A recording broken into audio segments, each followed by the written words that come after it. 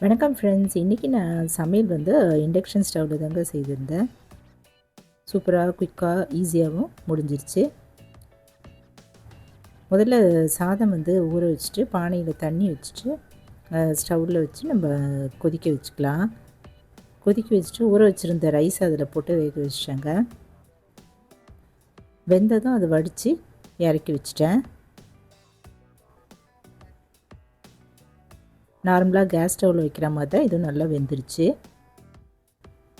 அடுத்து இந்த ஒரு பாத்திரம் ஃப்ளாட்டாக அடிப்பாகம் நல்லா ஃப்ளாட்டாக இருக்கிற பாத்திரமாக எடுத்துக்கிட்டால் நல்லா ஈஸியாக இருக்கும். ஈவனாக நல்லா ஹீட்டு வருங்க.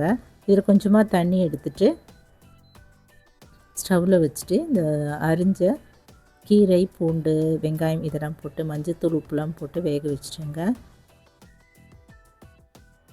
அதையும் நம்ம அரைச்சிட்டு இப்போ இந்த கடாயில் இந்த தண்ணி ஊற்றிட்டு அரைச்ச அந்த கீரை, தேங்காய், பச்சை மிளகாய், ஜீரகம் அரைச்ச விழுது வேக வச்சுருந்த பருப்புலாம் சேர்த்துட்டு நல்லா கலந்துட்டு கொதிக்க வச்சிட்டேன்.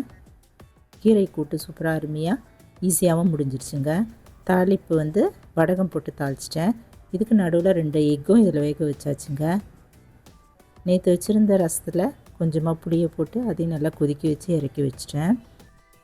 கூடவே கோபி 65க்கு மசாலாலாம் கலந்துட்டு காலிஃப்ளவரில் போட்டு கலந்துட்டு எண்ணெயில் போட்டு ஃப்ரை பண்ணி எடுத்துட்டேங்க. நல்லா ஈஸியாகவும் சிம்பிளாகவும் இன்றைக்கி சமையல்லாம் முடிஞ்சிச்சுங்க. சத்தான சமையலும் இன்றைக்கி இந்த இண்டக்ஷன் ஸ்டவ் வச்சு தாங்க பண்ணியிருந்தேன்.